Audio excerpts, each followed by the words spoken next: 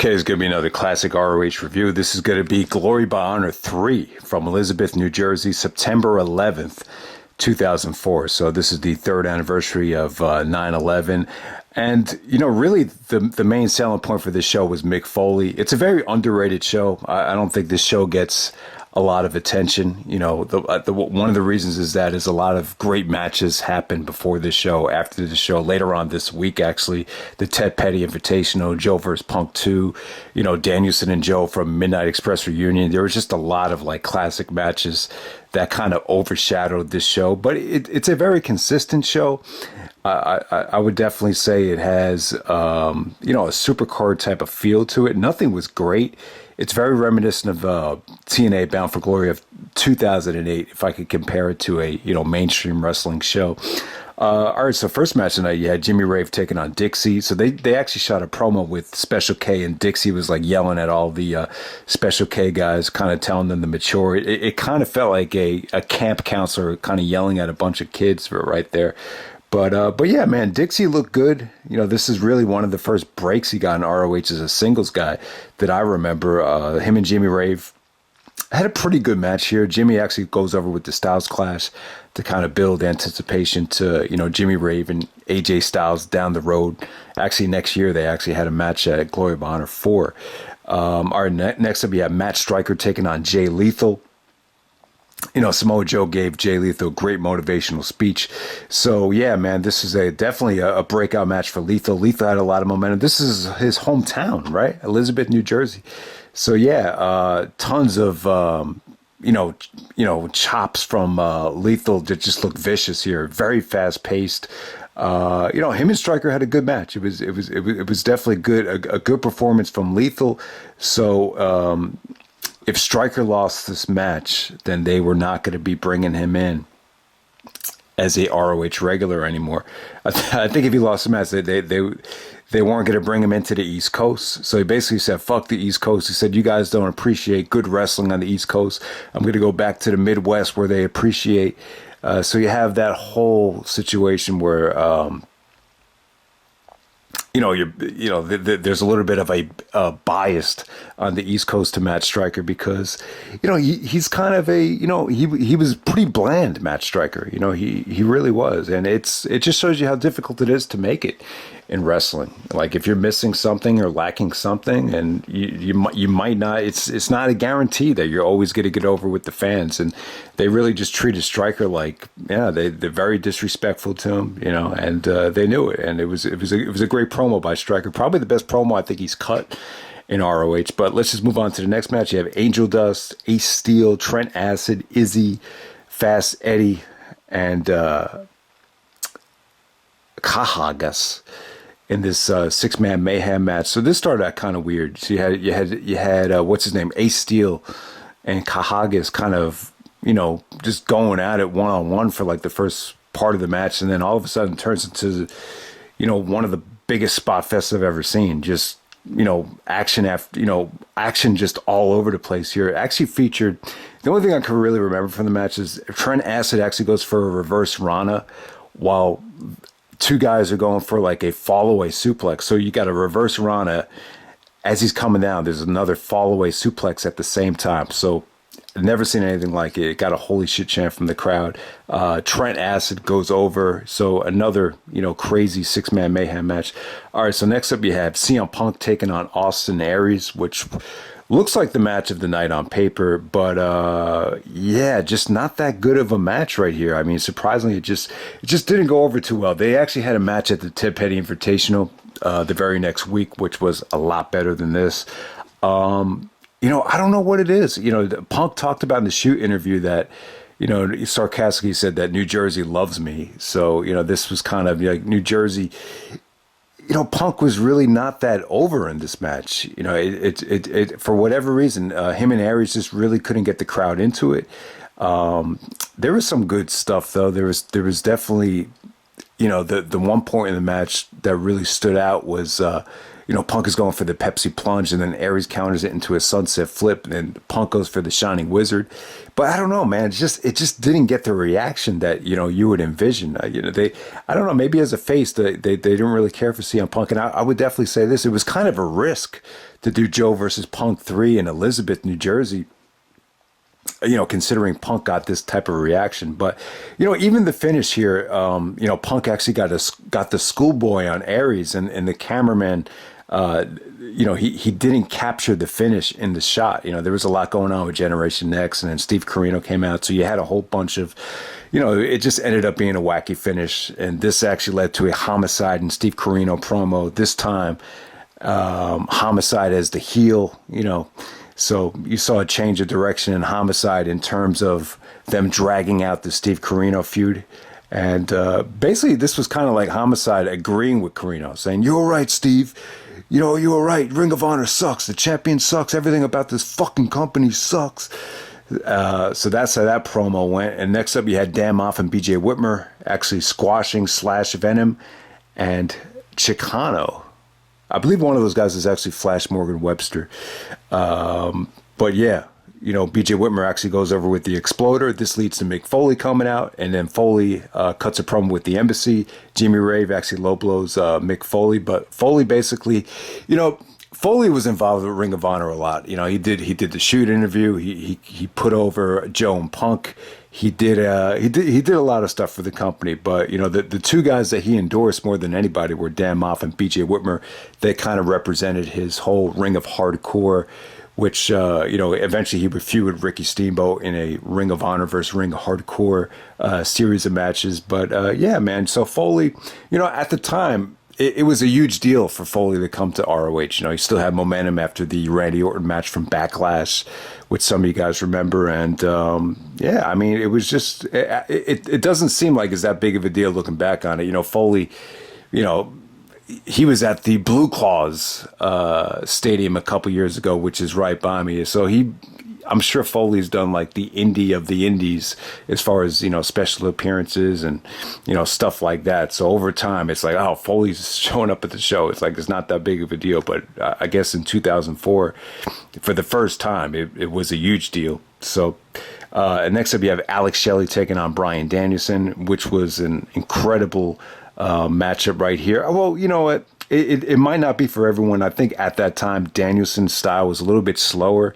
And, the match isn't as over the top, and it's not as drawn out and as dramatic as the other Shelley and Danielson match from Arena Warfare in 2006. That was for the ROH title. So, Danielson was, he was on a tear at that time. But yeah, man, this is just great stuff. Danielson and Shelley, both guys looked up to Dean Malenko. So it's very... Obviously, you know what to expect. It's very technically oriented. A lot of great mat wrestling here. There was just some beautiful counters from Shelley to the cat of mutilation. Just the way he was kind of, escaping to the ropes was just, just very well done. Kind of using his feet to kind of, use it as a, rope break for the, cat of mutilation there. So that was really cool. And, you just had some great reversals to the shell. There was a beautiful reverse from the shell shock to the cat of mutilation. So I thought that was really cool. So, yeah, it was just crisp, wasn't too long, and just very, very good stuff. I mean, the reaction for Danielson was just great. It felt refreshing. It was just an awesome match right there. Underrated stuff. And then next up, we have the ROH Pure title match. We have John Walters actually taking on Nigel McGuinness. And yeah, I talked about this in the Pure title mixtape video. This was definitely a breakout match for Nigel. Nigel's offense just got a hell of a reaction. It was great, man, because they really worked this match like they were, trying to avoid using the rope breaks, because it's a Pure title match. You only allowed 3 rope breaks. So just really innovative stuff about how they were escaping, wrist locks, key locks. Just fundamentally, I just thought this was wicked. Nigel's European style really wowed the crowd. And it's funny, like Nigel used to take so much criticism, back in the day about, it's like lariat after lariat. But this is a match right here that you could really see like the full arsenal and how, how multi-dimensional Nigel was as far as his moveset. I mean, he was just great, man. And, him and Walters, great matchup right here. You even saw Nigel do some high flying stuff, crossbody off the top turnbuckle. That came out. You never saw Nigel do that once he became champion. And the ending there was just sick with, Walters going for the 4 consecutive, backbreakers right there, or knees to the neck. It was like a knee to the neck breaker or backbreaker into a choke. Just a brutal finish right there. So, yeah, man, Walters and Nigel. I would definitely say this was the match of the night. I would definitely say that, man. So good stuff there. Next up, you have the ROH World Title match. You have Samoa Joe taking on Doug Williams. This is actually the second time they had a ROH World Title match. They had a match at Round Robin Challenge 2, if anyone remembers that. This match is pretty much on the same level. I mean, it was just a nice little slugfest. And, Punk and Gabe talked on commentary how it was a great matchup because, both guys have wrestled an hour in Ring of Honor. Doug Williams back at Crowning of a Champion in 2002 and Samoa Joe in World Title Classic. So it had that going for it. This was definitely, I would definitely say, when you go back to the end of 2004, like, the fall of 2004, it's definitely the best I think Joe had ever looked in terms of physical conditioning. I think that's one of the reasons why Joe versus Punk 2 was so well received, is because I think Joe was at his apex in terms of him being mobile in the ring. But in this match right here, Doug Williams was great, man. There was actually, some beautiful counters to the Chaos Theory. Doug didn't hit the Chaos Theory because Joe had it so well scouted. Like when he knew it was coming, he was just holding onto the turnbuckle, like, like I know what you're going for. But there was one point in the match where Doug actually had Joe in a rear naked chin lock, and Joe kind of swerved me, like he looked like he was dead. And when the referee actually, took his arm and was going to let it drop, he finally woke up. So that was pretty good drama. I thought that was great, selling from Joe right there. Joe actually hits the Muscle Buster. Doug Williams actually kicks out of the Muscle Buster. I don't know. I really don't remember anybody kicking out of the Muscle Buster back then. It got a pretty good reaction, but it wasn't like a huge deal. So, you know what? I'd have to go back and look to see when the first time someone kicked out of the Muscle Buster, especially back then. But Joe ultimately wins. He gets pissed off after Doug hits him Doug kicks out of the Muscle Buster, and then Joe just gets angry and just throws a lariat. So that's pretty much how that match ends. And then we have the main event, the ROH Tag Team Title Ultimate Endurance match. You had the champions, the Rottweilers, Ricky Reyes and Rocky Romero, taking on the Carnage crew, taking on Dan Maff and BJ Whitmer, taking on Roderick Strong and Jack Evans. So hell of an opportunity for all these teams. I mean, it's, this is the first time we've seen a lot of these guys, main event Ring of Honor. So there were times where it definitely felt like a lot of these teams really seized the moment.